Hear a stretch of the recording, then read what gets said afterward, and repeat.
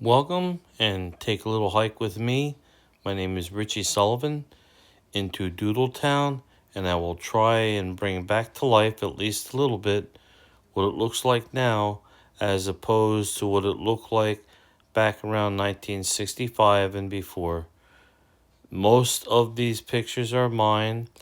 I will make reference to the Doodletown book published about 30 years ago, which is a wonderful piece of work that well documented this abandoned town. Hello, everybody. Happy January the 4th, 2025. Sully up here at Doodletown, where the reservoir is full. Not that means a lot because it doesn't get used anyway. Across from me is the 2nd June Cemetery. I'm on my way up to the Herbert Mine, which I came close to over the summer, but I haven't been there in a period of time. There's the 2nd June Cemetery, and up that way is the 1st June Cemetery. Just maybe I'll bring it to you before this trip is over with.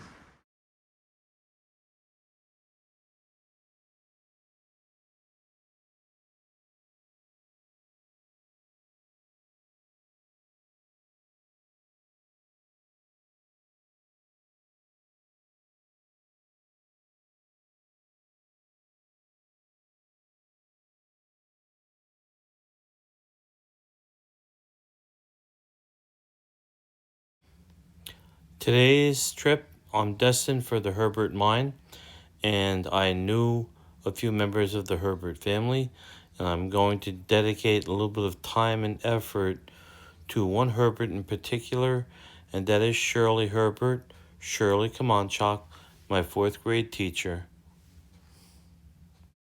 So not too far in from 9W, going up Grays Hill, you still have some electric lines which used to go up to the water plant and to an Indian Point siren. The siren has been removed sometime in the last year, today being January 12th, 2025. So going into pursuit, our first destination is going to be the old Dr. Gray's home, which later on was occupied by two members of the Herbert family that were the parents of Shirley Kamanchak and her sister Adeline. And later, those parents built the house in 1920 farther up the hill, which we will get to. This tree you're looking at is probably at least a 75-year-old tree, as is this one.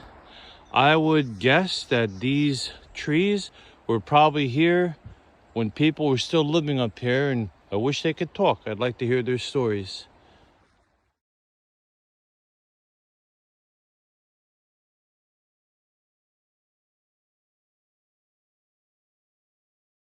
And there you have it. That's Gray's Dam. Been there for over 100 years.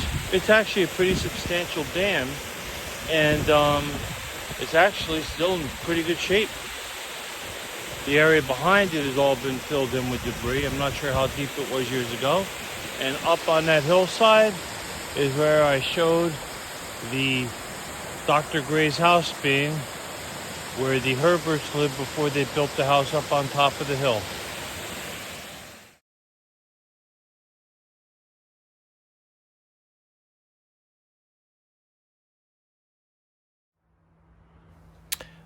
This corner foundation and a garage next to it was the blacksmith shop of Mr. William Herbert, shown as number 9 on the Doodletown map. So, about 300 feet above where the previous Gray's building was shown, one can see a little bit farther back off Pleasant Valley Road, the old electric lines. Poles are abandoned.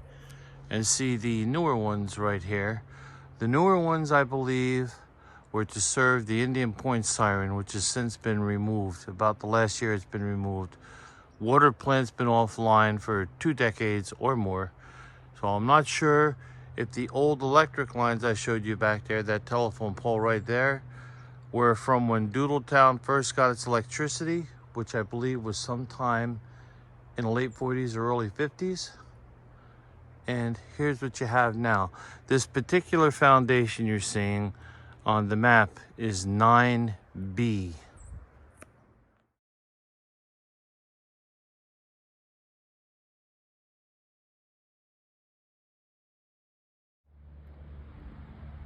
Looking at part of the roof of what's left of the water treatment building.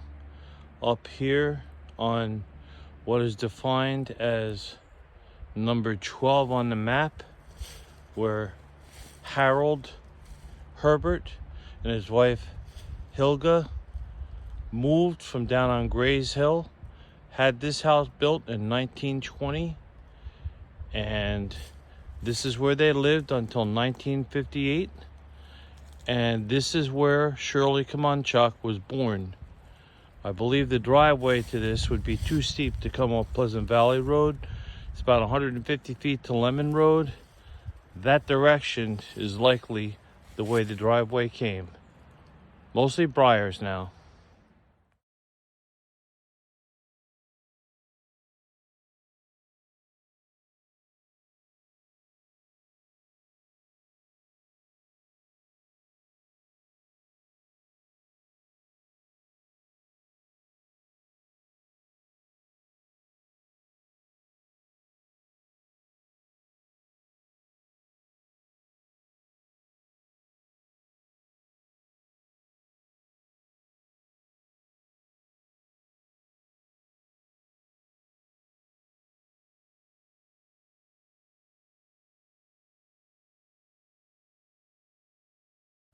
Mrs. Kamanchak was the daughter of Harold and Hilda Kamanchak.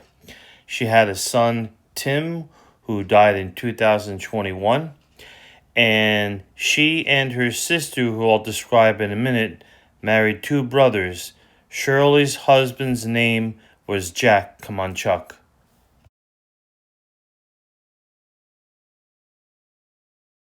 Circa 1970, Mrs. Kamanchak was my fourth grade teacher. That's me in the center on the right hand side next to the sign. And there's Mrs. Kamanchak all the way to the right. This is Shirley's sister Adelaide. They both lived well into their 90s. And I was always told that those two sisters married two brothers. Adelaide was married to Bob Kamanchak, and Shirley was married to Jack Kamanchak. Interesting story.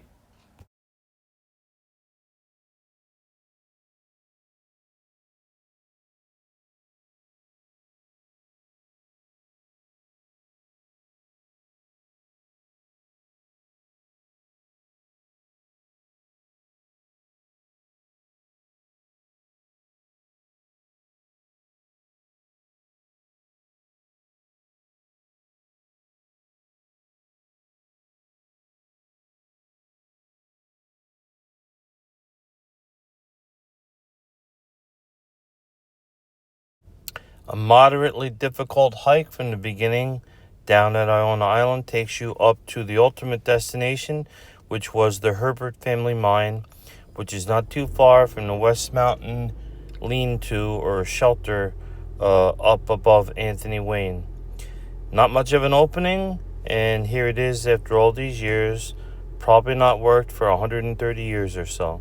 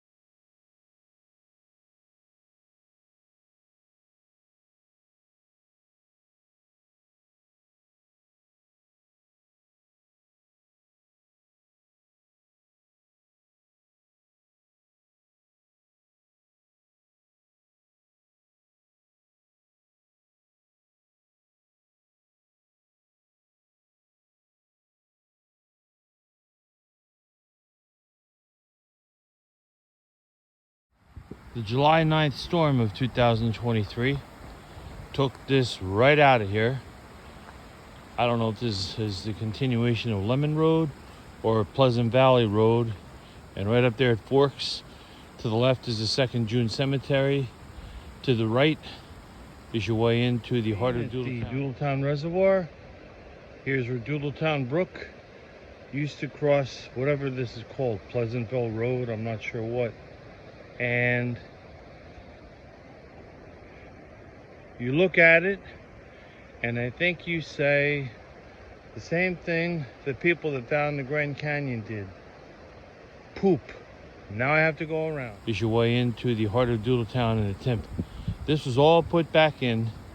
It was washed out right down to those culvert pipes down there, and it was almost impossible to cross. And there are still people being interred in these cemeteries. So for that purpose, I am pleased that this has been repaired.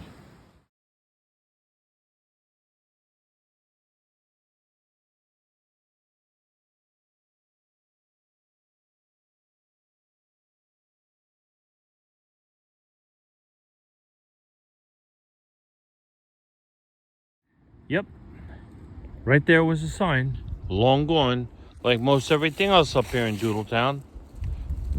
You have, this is a site where the big Doodletown school was, torn down about 1980. I've mentioned before, back in the day, in my youth, we kind of slept out in this place overnight a few times, and did not do any vandalism. We were in the minority there. A lot of people did do vandalism, and the park had to tear it down. That's most unfortunate. That way is a bridle path heading towards Perkin Memorial Drive on the south side of Seven Lakes Drive. And this way, you're looking down at the fork. To the right is Pleasantville Road going up to the Timth. Down where that fork is just to the left was a church that I believe was standing here until 1965.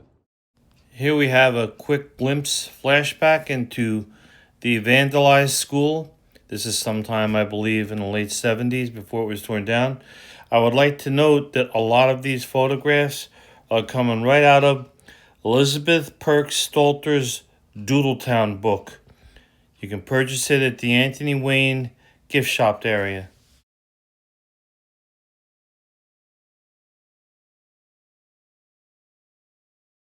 So going up toward the Timp, not far from the intersection down by the Schoen School, is the entrance to the Herbert Family Cemetery.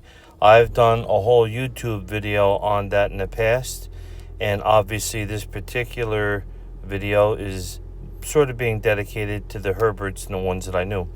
Along with the Herberts, right across from the entrance to that cemetery was a building which is shown as number 49 on the map. And Mr. Denzel and Grace Livingston were friends of mine. I knew them. Denzel used to operate the ammonia refrigeration system at the skating rink. Grace was my kindergarten aide to Mrs. DeRosier, and she worked at the park for many years after. A lovely woman who I admired dearly. I came into Doodletown 3 times in the year 2024. And here's the ancient oak, last January 24th of 2024. And most unfortunately, I was here during the summer, and there it is laying down after all these years. There were a lot of times over the years where I came up here and had a chat with this tree about all the things that were bothering me. It's been dead for about 10 years now, and it fell down sometime in the last 6 months.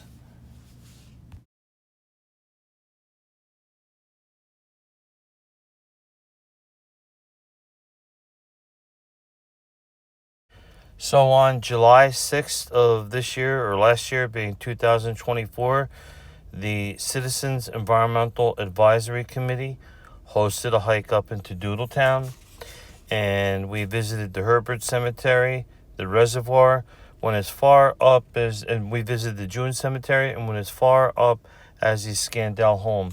The participants were Olga Anderson, Kathy Conley, Kathy Beach, Elaine Mamelis, Ron Malacott, Kathy Bailey, Roland Carney, John Willis, Mitch the Surveyor from West Point, David Monroe, and Richie Sullivan.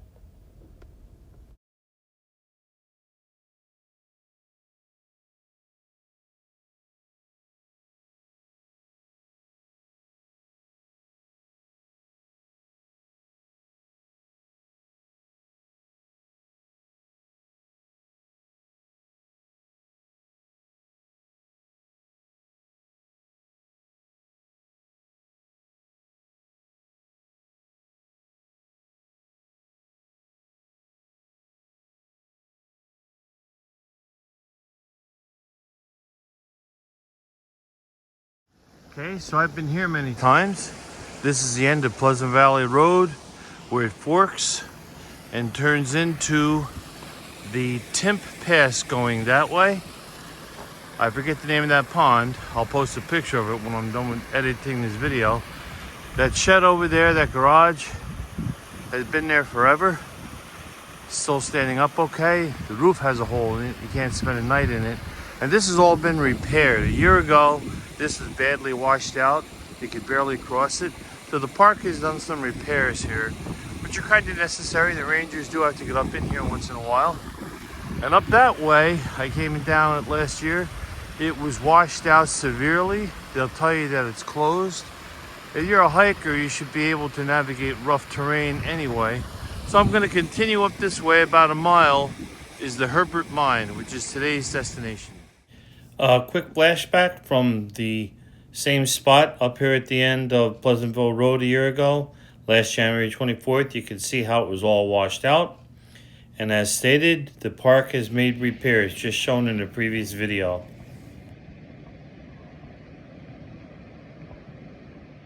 Alright, so looking back at said garage, just a little ways up the Timp Pass here. Got a road that we are going to take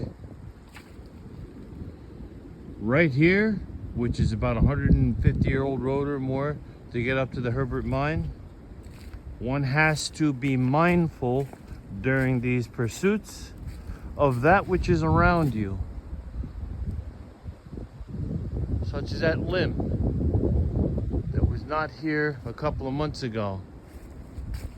I'll be on the lookout. Back, you're seeing Cornell Mountain in the background, the Timp Pass coming up to this little, I'm going to call it a shoe fly like the pipeliners do, going to the Herbert Mine. Following here along, see where this tree is down, and if you look, going up that hill is the old road to get to the mine. These roads were heavily packed, almost like Belgian block, to allow the road to be traversed. Must have been some ride with a wooden wagon wheel. Looking back at Cornell Mountain, and over there is the Timp. The sun is in the southwest, and the video doesn't really do this justice. This is one heck of a hill going up the side of West Mountain to get to this Herbert Mine. Those teamsters carrying these wagons out of here loaded with ore, bless them. Almost to the top of West Mountain, looking for this Herbert Mine. You can begin to see evidence of the iron ore. That's all definitely iron ore right there. Spillage probably been laying there for about 130 years. There's the top of West Mountain, and there's the wagon road to get up there. Continuing along. And there you have the Timp, which is probably about a mile away from where I'm at. Where am I? Just about near the shelter lean-to on the top of West Mountain above Anthony Wayne. More specifically, if you look down, you can see some of the till, the ore left over from the Herbert Mine, which this is one hell of a hike to get to. And you get here and that's it. Not that much of an opening. Not sure how deep it went down in. Not too crazy about walking around over there. But it wasn't that big of an opening. And I think there's only one opening. Sometimes these mines will have a couple. I'm going to investigate. Looking that way is part of West Mountain. Just on the other side of that mountain is a Doodletown mine. Looking that way is Cornell Mountain. Just on the other side of that mountain are a couple of openings for the Cornell mines. And looking down, don't know if you can see the Hudson down there. In that direction, about a mile from 9W, is the Edison mine. None of these are significant. The Herbert mine is the least significant of all of them.